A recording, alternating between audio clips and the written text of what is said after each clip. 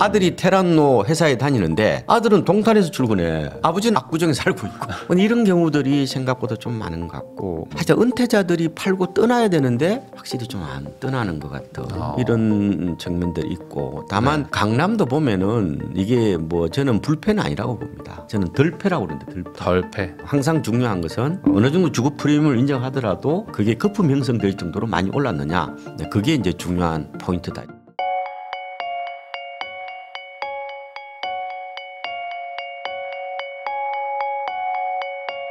또 하나 지금 아까 꼽아주신 게 결국 이제 지금 정치 불안인데 이게 지금 뭐 탄핵 정국이 또 한 8년 만에 또 막 시작이 됐단 말이죠. 그래서 이게 부동산 시장에 어떤 영향을 미치냐 이거에 대해서 궁금함도 있으실 것 같아요. 근데 이 정치적 이벤트 같은 거거든요. 네. 그러니까 이게 장기화되면은 골치 아픈 거죠 이게. 근데 이거는 뭐 저는 장기화 일단 안 된다고 보고요. 네. 그리고 또 당연히 그렇게 돼야 되고. 그래서 이제 이게 나라 자체가 어지럽잖아요. 이런 상황에서는 누가 부동산 얘기해요.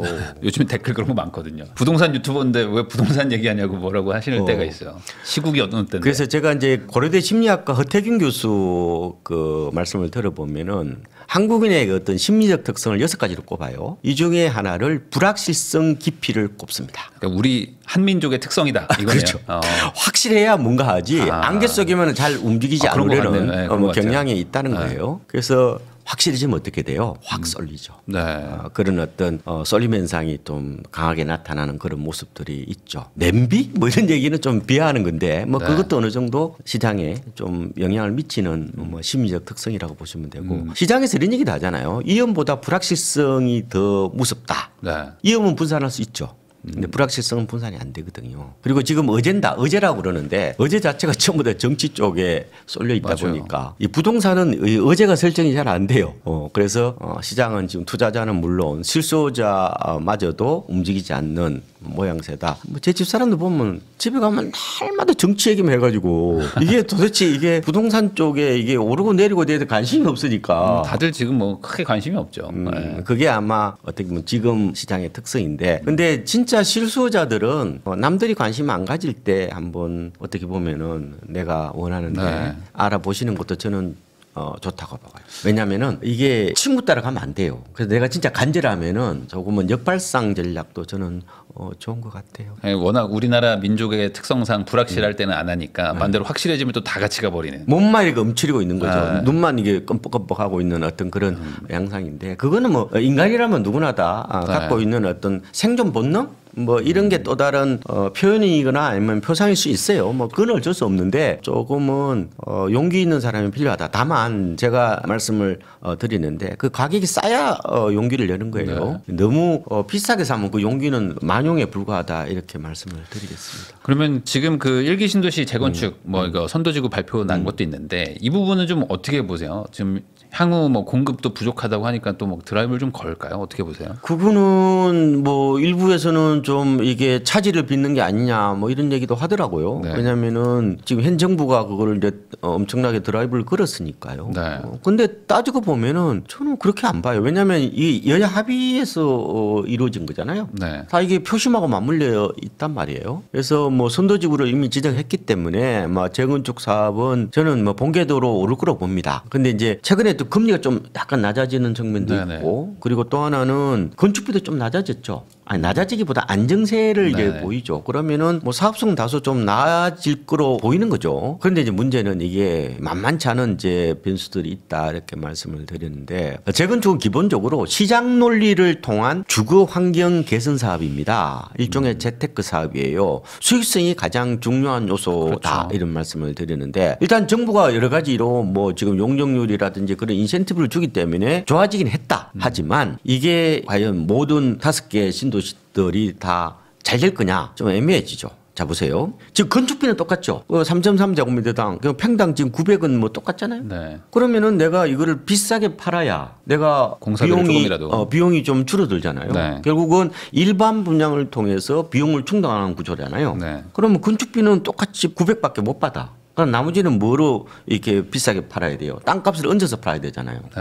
그럼 땅값이 비싼 지역만 수지가 맞는 이런 모습들이 나타나는 거죠. 제 생각에는 아마 가장 좋은 데는 뭐 당연히 뭐 분당일 거고 그다음에 평촌, 일산 이런 식으로 좀 괜찮을 거로 보이는데 가장 중요한 것은 땅값이 비싸야 사업성이 좋아진다 이렇게 보시면 될 것 같고요. 그리고 또 하나 이게 좀 이슈 사항이 이 재건축 초과이익 환수제에 따른 부담금이 이게 지금 해결이 안 된단 말이에요. 강남도 지금 이것 때문에 이제 거의 잘 안 되고 있는 상황인데 물론 지난 8.8 대책 때 정부가 저걸 폐지한다고 했지만 이게 쉽게 아마 폐지되기는 쉽지는 않잖아요. 왜냐하면 여야 또 합의도 해야 되고 국회 문턱을 넘겨야 되는 어떤 그런 측면이 있기 때문에 너무 큰 기대는 저는 안 하시는 게 좋을 것 같다. 그리고 이미 개발에 대한 어떤 기대감이 선반영됐다.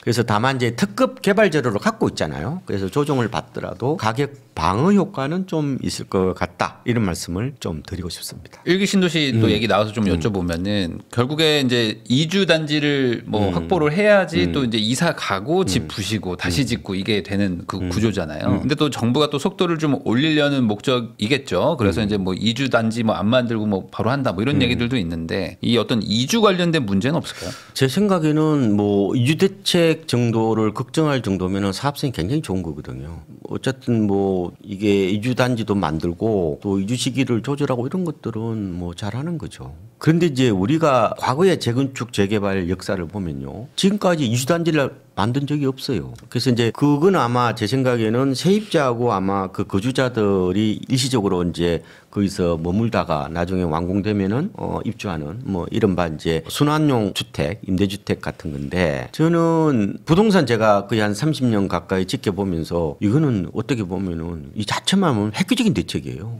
우리나라의 주택 정책이 엄청나게 진화한 행태입니다. 이 발상 자체는 그렇잖아요. 지금까지 한 번도 한 적이 없으니까. 그래서 이게 아마 앞으로 어떤 대규모 재건축 재개발 사업의 하나 이정표가 될 거로 봅니다. 다만 이제 어디다가 지을래 이런 이제 사안을 놓고 지금 국토부하고 성남시에서 좀 여러 가지 좀 갈등이 좀 있는 것 같아요. 원래 이제 국토부는 이제 야탑동에 거기 이제 이주 대책 부지를 좀 만들어서 거기다가 뭐 임대주택을 짓자 했는데 성남시에서 또 반대하고 그리고 주변 주민들이 또 반대하다 보니까 약간 지금 갈팡질팡하는 모습이 있긴 한데 아마 다른 곳이 아마 좀 지정을 할 것 같아요. 근데 아마 이거는 제 생각에는 좀 잘 됐으면 좋을 것 같아요. 왜냐하면 세입자들이 그동안에 무조건 뭐 쫓겨나기만 하고 옛날에 뭐 젠트리피케이션 이런 거거든요, 이게. 근데 굉장히 주거 안정성 차원에서는 굉장히 진일보한 대책이라고 보기 때문에 어쨌든 잘 마무리되었으면 좋겠다. 이게 아무래도 이제 한 10년 안에 다 재건축을 완료하겠다라는 어떤 그런 계획 때문에 이제 이주 단지가 필요하다라는 그런 상황으로 온 것 같긴 하거든요. 과거에는 뭐 이렇게 막 단기적으로 뭐 십수만 가구를 한 번에 재건축하고 이러기는 뭐 없었잖아요, 이런. 아니 그래도 뭐 이번에 가령 뭐 둔촌주공 같은 경우는 10,000가구 가까이 되잖아요. 뭐 지은 거는 10,000가구, 12,000가구 가까이 되지만 그때에 뭐 특별하게 안 했잖아요. 근데 했던 건 우리가 뭐예요? 그거는 이제 시간이 오래 잡고 천천히 갔으니까 이제 이거는 막 2년에 한 번씩. 어쨌든 이주 시기를 조절하는 방법이 유일한 그 동안에 이제 대안이었는데 그런데 지금 그게 한꺼번에 그렇게 되면은 굉장히 장밋빛이죠. 왜냐면은 한 단지도 서로 싸운단 말이에요, 이게. 이게 그러니까 국가에서 갑자기 전부 다 수용을 해가지고 전부 다 나가 그래가지고 국가에서 지으면은 그 걱정을 하시면 되는데 저는 과연 이게 일제히 그러면 이주를 해서 시장을 주변 시장을 완전히 진짜 엄청나게 교란시킬 정도로 그렇게 된다면은 굉장히 사업성이 좋다는 얘기거든요. 그렇게 우리 불량 선생님도 뭐 개발도 많이 해보시고 그랬는데 그게 저는 쉬운 얘기는 아니다. 어쨌든 가능성은 열려 있기 때문에 그러면 주변 시장을 불안케 하지 않기 위해서는 어떻게 해야 돼요? 당연히 그러면은 이주 시기도 조절하고 그다음에 일종의 잠시 머물 수 있는 그런 주택도 짓는다 이런 거는 굉장히 잘한 거라고 저는 보는데 다만 그렇게까지는 저는 사업성이 높지 않다고 보기 때문에 제 생각 한꺼번에 나가기보다 아마 이렇게 찔끔찔끔 나갈 가능성이 저는 높다고 봅니다. 그러면 그냥 기존에 재건축하는 것처럼 그냥 천천히 뭐 지금 말하는 어떤 뭐 10년 안에 한다 이런 거보다는 좀 더 장기적인 시기를 좀 두고 봐야 될 것 같아요. 3기 신도시는 요즘에 좀 어떻습니까? 꼬박꼬박 되고 있죠. 그래서 지금 정부가 3기 신도시에 대해서 이제 중요한 게 이제 분양이잖아요. 우리는 분양이죠. 그래서 올해 LH가 분양을 하는 곳이 고양 창릉, 하남 교산, 부천 대장, 남양주 왕숙 요게 이제 할 예정인데 총 8,000가구입니다. 네. 그래서 이제 고양 창릉하고 하남 교산에 좀 관심이 많으신 것 같은데 고양 창릉은 아마 1월에 1,800가구 정도 분양한다고 지금 밝히고 있고요. 하남 교산도 괜찮죠? 그게 3호선이 가나요?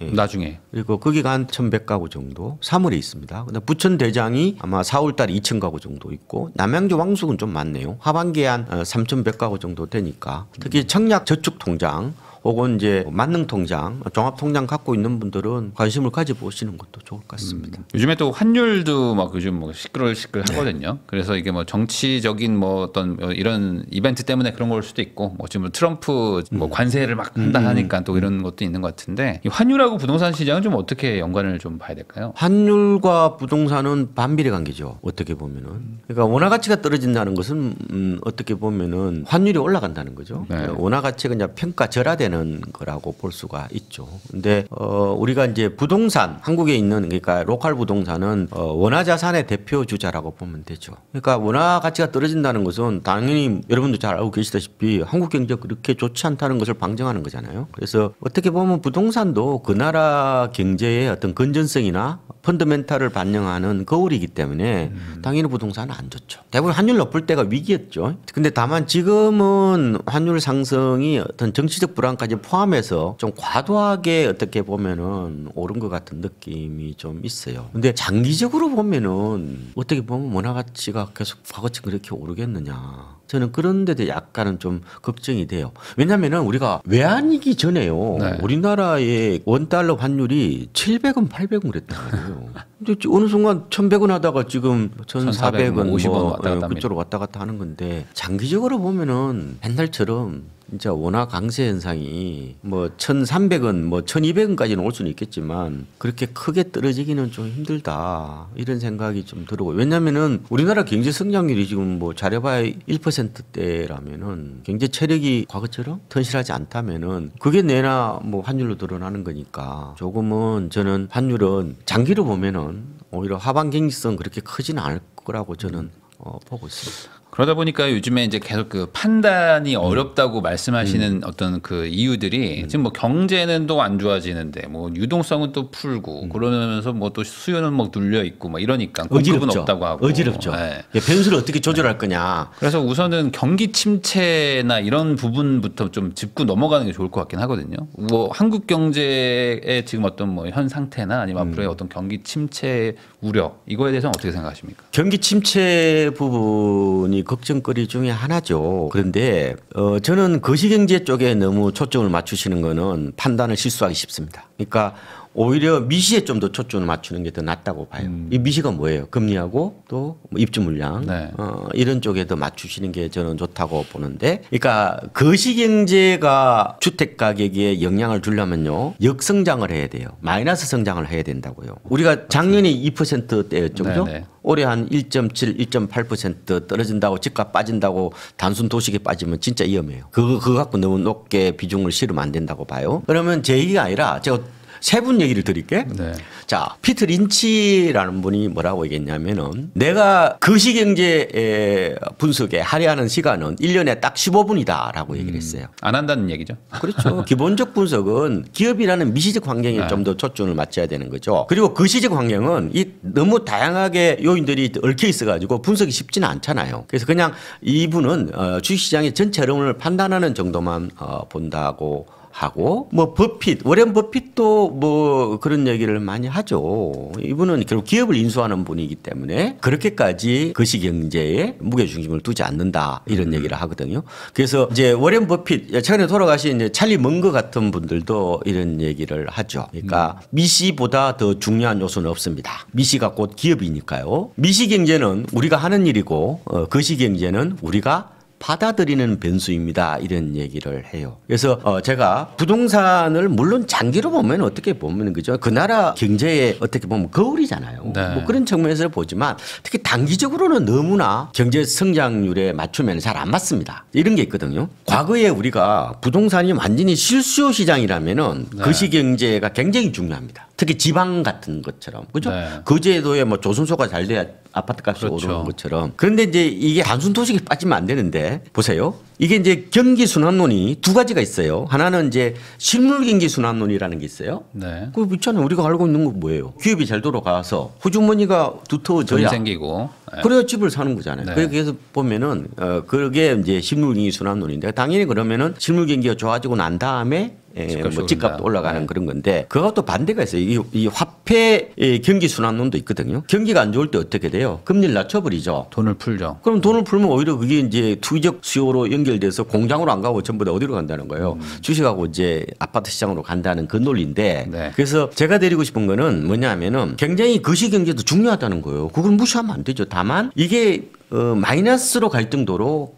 극도로 얼어붙어야 된다는 거예요. 근데 지금 대체적으로 올해 경제 성장률이 뭐 작년에 2%에서 올해 한 1.78? 뭐 이 정도 보잖아요. 그러면 그거 좀 낮아졌다고 그래 집값이 빠진다고 생각하는 것은 너무 어떻게 보면 아메바적 사고라는 거죠. 어찌 보면 1.8%더 커지는 거잖아요. 경제가 더 커지는 그것도 거기 때문에. 그게 맹목 GDP가 아니잖아요. 네. 실질 GDP잖아요. 물가를 뺀 거잖아요. 그렇죠. 어쨌든 경제는 성장하는 거잖아요. 그러니까 오히려 돈의 양이나 규모는 더 커지는 건데 커지는 속도가 느려지는 거지. 그렇죠. 쪼그라드는 건 아니다. 그렇죠. 너무 하나만 가지고 너무 일반화해버리는 거는 저는 위험하다고 생각을 합니다. 그래서 제가 뭐 우리나라 주택시장이 뭐 앞으로 뭐 장밋빛 환상이다 그런 뜻은 아니라 우리가 하나의 어떤 그런 팩트 특히 거시적인 어떤 그런 흐름 하나만으로 전체 부동산 시장을 이렇게 연결시키는 그런 1차원적 생각은 다소 좀 위험할 수가 있다. 저는 이런 말씀을 드리고 싶어요. 오히려 저는 통화량에 좀 더 초점을 맞춰야 된다. 그러니까 오히려 불황이기 때문에 유동성을 풀고 그 M추가 늘어나기 때문에 그에 따른 어찌 보면 약간 선매수 같은 네. 개념도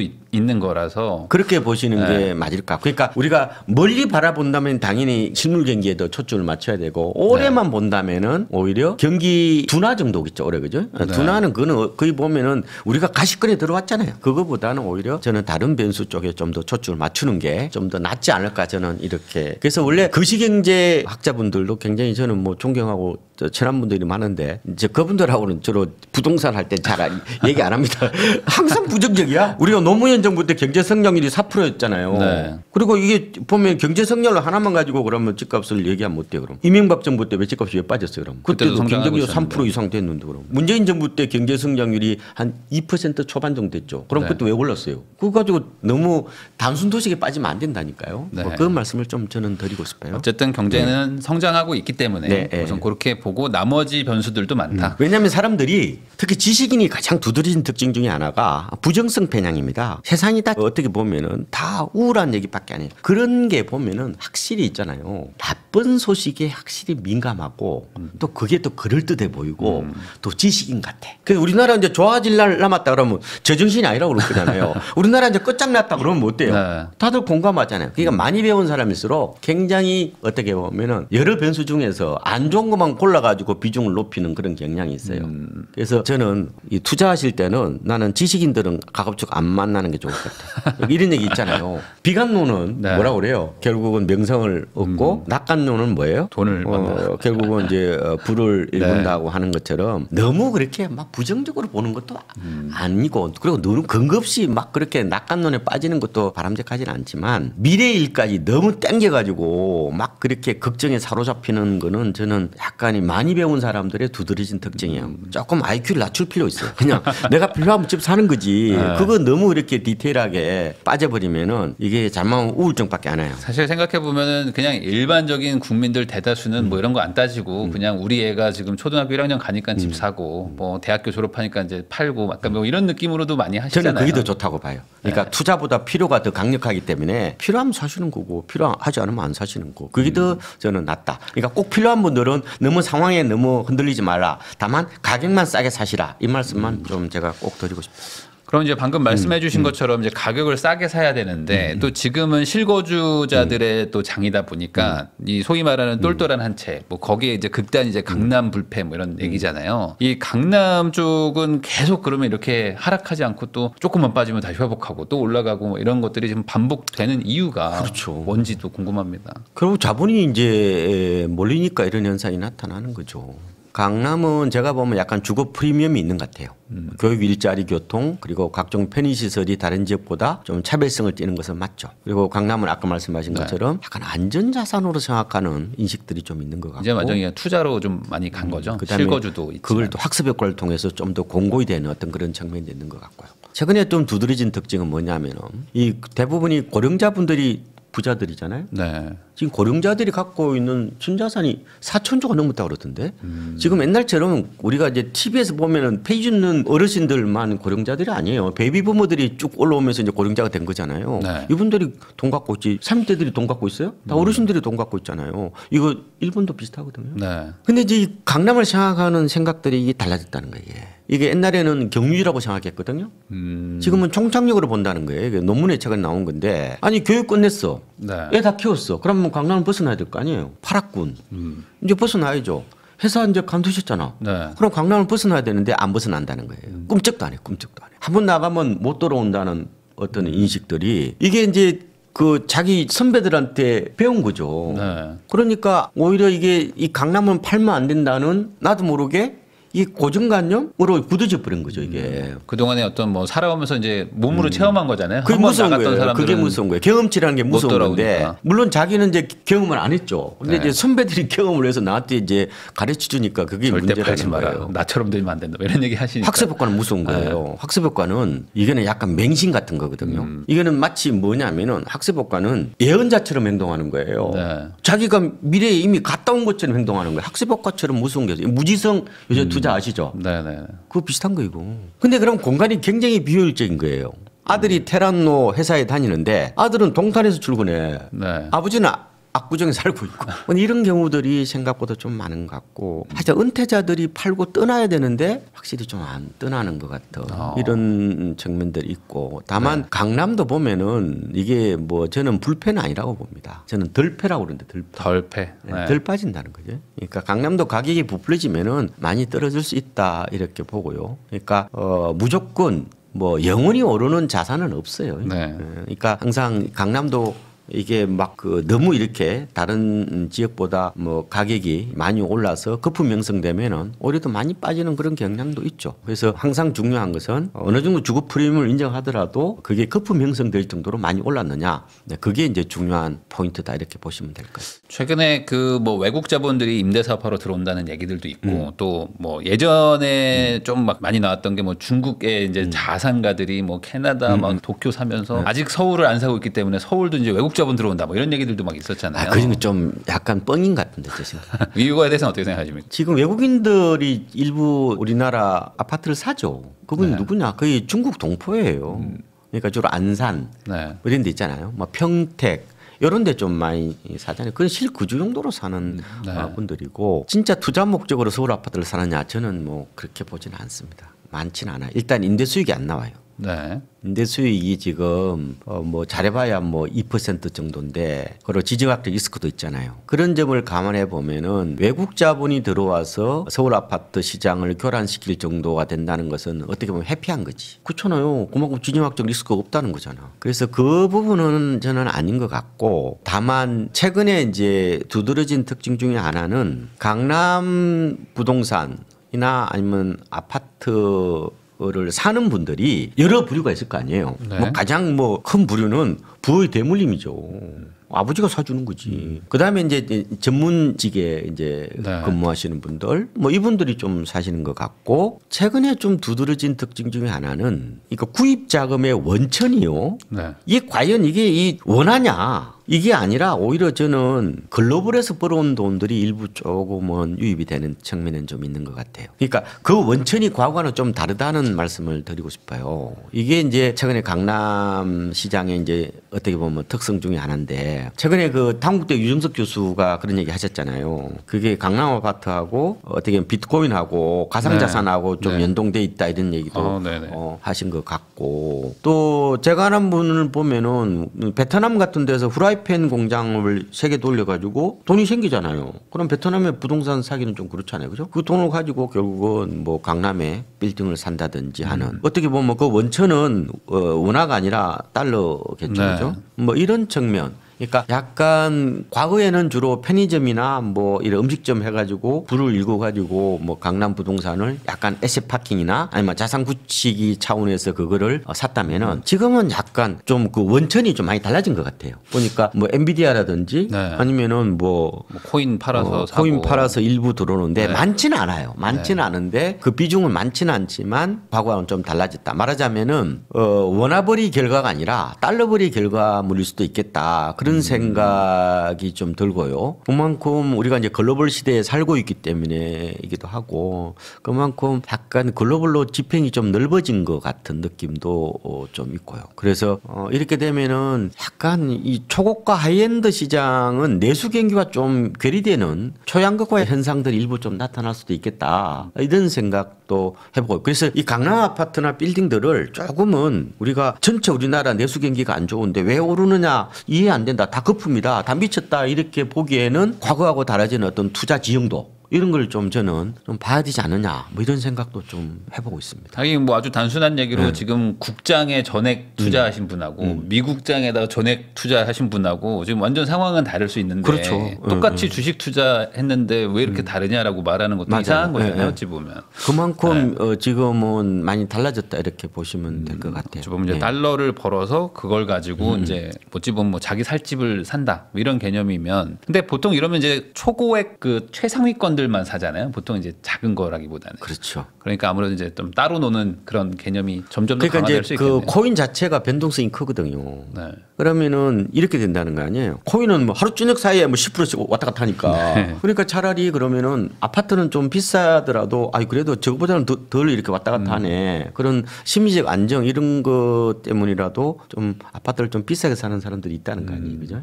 어차피 뭐 내가 살 집이니까 확 벌었으니까 뭐 약간 뭐 내 마음에 드는 거 산다. 그래서 이제 뭐 그런 수요들이 어떻게 보면은 과거에 나타나지 않았던 어떤 측면이다 이런 말씀을 드리고 싶어요.